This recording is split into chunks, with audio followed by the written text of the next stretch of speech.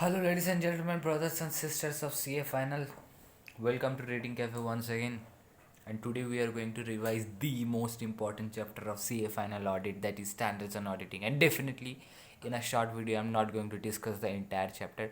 I'm only going to revise one or two standards on auditing on the 500 series, starting from SA 500, that is audit evidence. And in case you don't have the basic understanding or the fundamental understanding of this chapter, do not refer to this video. This video is only for revisionary purpose, and therefore only once you have a good quality first reading, and then only you should refer to this video. And before starting, these are the keywords or the key notes of these standards on auditing, and that I have downloaded from CA Atul Agarwal Telegram channel, and therefore do not ask me that I have taken all the credit from that man. These notes are from CA Atul Agarwal. However, wherever necessary, I have added some of my handwritten points over here. So, without further ado, let's start. What is audit evidence? Meaning, audit evidence is the information in arriving conclusion to form opinion on accounting record. This information can either be financial or non-financial.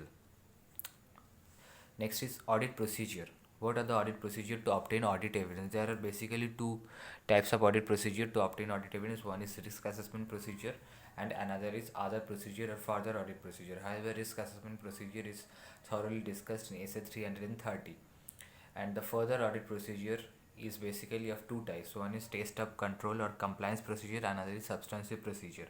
However, compliance procedure has been discussed in SA 315, and substantive procedure is of basically two types. One is test of detail, another is analytical procedure. Analytical procedure basically means trend analysis and ratio analysis, and this analytical procedure is thoroughly discussed in SA 520. Now, what are the test of details? Test of details are basically test of transactions and test of balances. And what do you mean by test of transaction? It's basically vouching, which you have already read in your intermediate level, and test of balance is basically verification, that also you have covered in your intermediate level. So moving on, the next topic is various. In case you think that I am going quite fast and you want to repeat this video, then go back and repeat this video, but because I am not going to revise it twice over here. The next question is various audit procedure to obtain audit evidence or methods of obtaining audit evidence. There are only 7 methods, just read with me. Inspection, observation, external confirmation, recalculation, reperformance, inquiry, analytical procedure. Inspection, observation, external confirmation, recalculation, reperformance, inquiry, analytical procedure. And you just need to write at least one sentence against each of these points, and just remember these points. That's all for exam. Inspection, observation, external confirmation, recalculation, reperformance, inquiry, analytical procedure. The next topic is evaluating and using the work of management expert, and there may not be some direct question from this topic, therefore there are three different questions are given. First is gratuity valuation based on certificate of qualified actuary, retirement age, different companies considering increase in age. Comment, and then you have to answer. What you have to comment? You have to answer the evaluating or using the work of management expert. The details you have to answer. The answer I will be discussing obviously afterwards. Next, there can be question: use the report of actuary as audit evidence. How to enable work of actuary?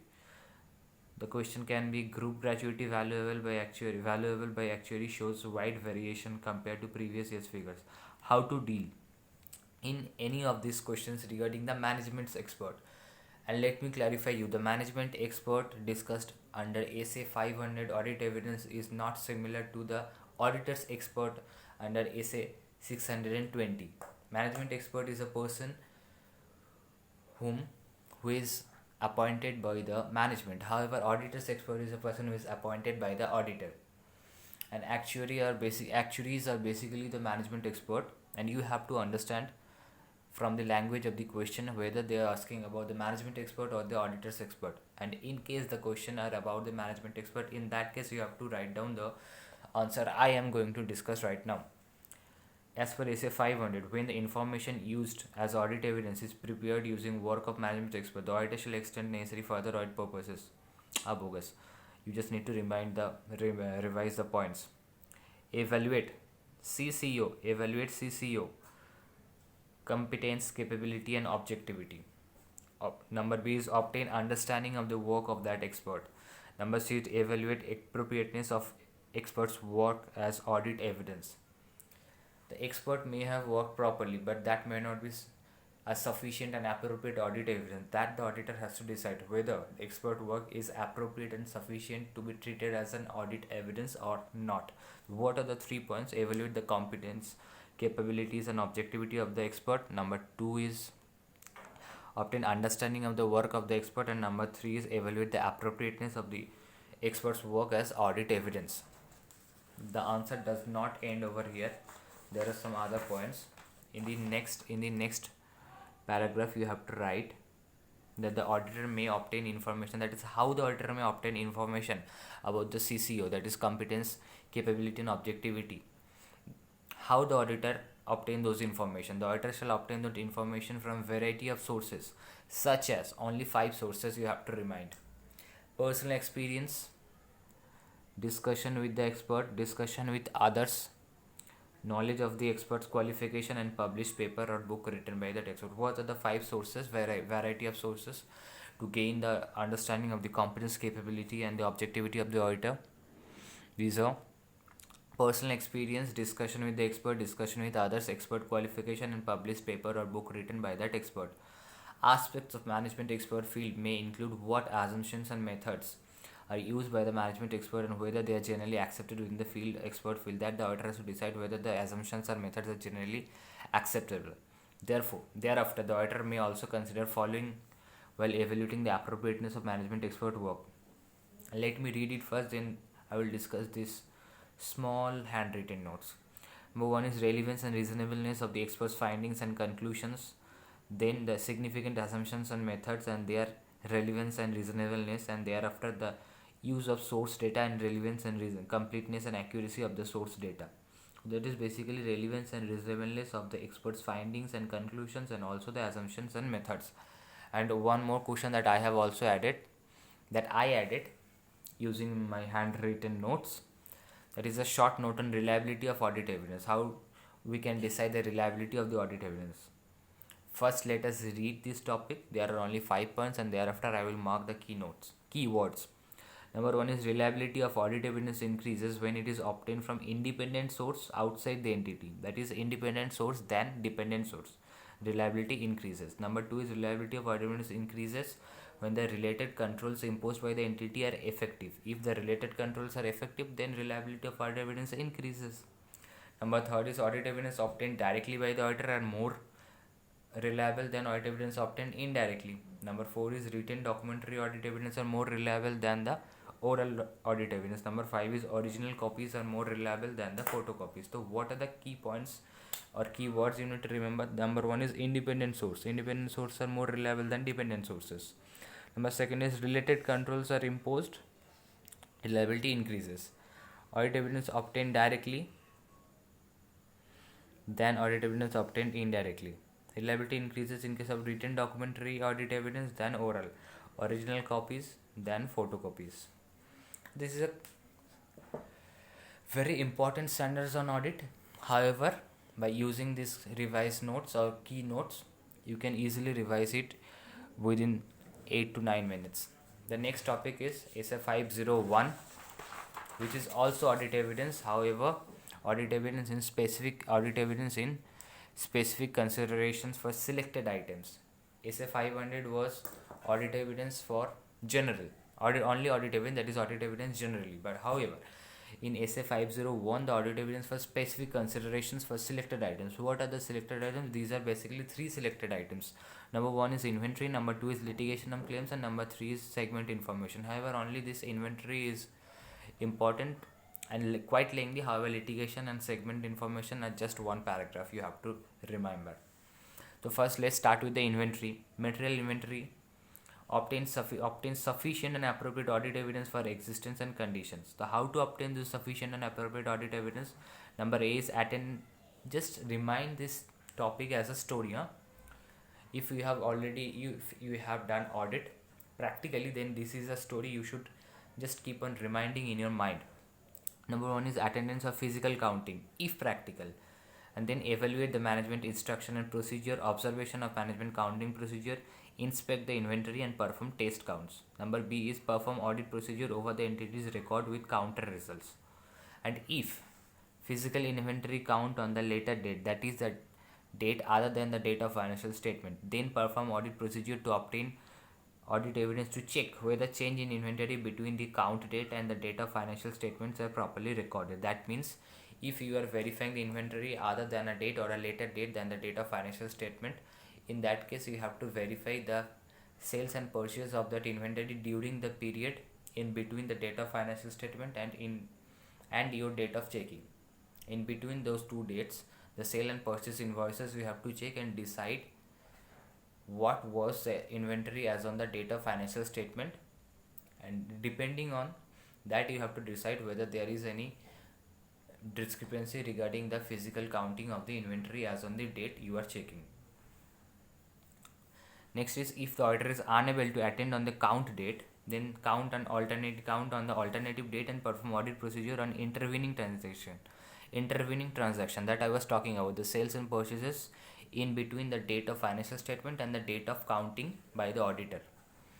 And the transaction intervening or in between those two dates has to be checked by using the audit procedure. Next is, also verify the treatment for grievance discrepancies noticed during the physical count. Ensure appropriate cutoff procedure followed by the management. Also get written representation on the completeness of information provided and assurance of physical inventory count procedure. The key words that you have to remember: discrepancy, cutoff, written representation. Now, what if it is impracticable to attend the physical verification of the physical inventory? If it is impracticable to attend due to factors such as nature and location of inventory that poses threat to safety of the auditor, then perform alternative audit procedure. However, general inconvenience is not sufficient. So if the auditor decides it is impracticable to attend the physical inventory, the reason should be threatful to the safety of the auditor.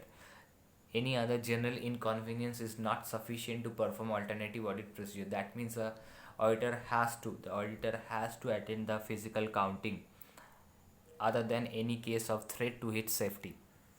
Okay, moving on, the examples of alternative. If not possible, then modify the report as a result of scope limitation. Now, example of alternative audit procedure: inspection of documentation of subsequent sale of specific inventory items secured and purchased on the, that is, I was talking about inspection of documentation of subsequent sale of specific inventory items acquired or purchased prior to physical inventory counting. Next, another important question is stock held with third party. How to audit that? Confirmation from third party as to the quantities and condition. Perform inspection over other audit procedure. And if doubt arises over the integrity and objectivity of the third party, perform the following. Number 1 is attend the third party's inventory counting. Number 2, obtain service auditor's report to know the internal control of the third party. Number 4 is inspecting documentations. Number 3 is inspecting documentation, and 4 is request for confirmation when the inventory is placed. So what if the doubt arises regarding the integrity or objectivity of the third party? Then perform the following. Number 1, attend the third party's inventory counting. 2, obtain service auditor's report to know the internal control of the third party. And number 3 is inspecting documentation. 4, request confirmation in case of inventory when the inventory is placed. And this is a very important question, that is, what if the doubt arises regarding the integrity and objectivity of the third party? And let me clarify you one thing. You may have already noticed some question numbers written over here. These are the question numbers from my own textbook that I refer. So this is nothing to do with your revision. Just ignore these numbers. Okay. Now, next topic is litigation, which is another selected items under SA 501. The auditor shall design and perform the audit procedure to identify litigations and claims which give rise to the risk of material misstatement. Then inquiry the management, including in-house legal counsel, review the minutes book of those charged with governance and reviewing the legal expense account. So what the auditor has to do, or what audit procedure should be performed? Number 1 is inquiry management. Number 2, review the minutes book and review the legal counsel legal expense accounts. And if the auditor assesses risk of material misstatement regarding the litigations and claims, then it can directly communicate with the legal counsel. And what to do then? Number one is seek direct communication. Just remind this 4 point as a story. First, seek direct communication with entities external legal counsel. Number two is then by the letter of inquiries prepared by the management and signed by the auditor, and thereafter request the legal counsel to communicate directly with the auditor. And if law prohibits the legal counsel to communicate directly with the auditor, in that case perform alternative audit procedure. So firstly, the auditor need to seek communication with entities external legal counsel, and thereafter the management will prepare a letter and which has to be sent by the auditor, and thereafter the auditor should request the legal counsel to communicate directly. And number 4 is in case law or regulation prohibits the legal counsel to communicate directly with the auditor, in that case the auditor has to perform alternative audit procedure. However, if the management refuses to give permission to communicate or legal counsel refuses to respond, these are different.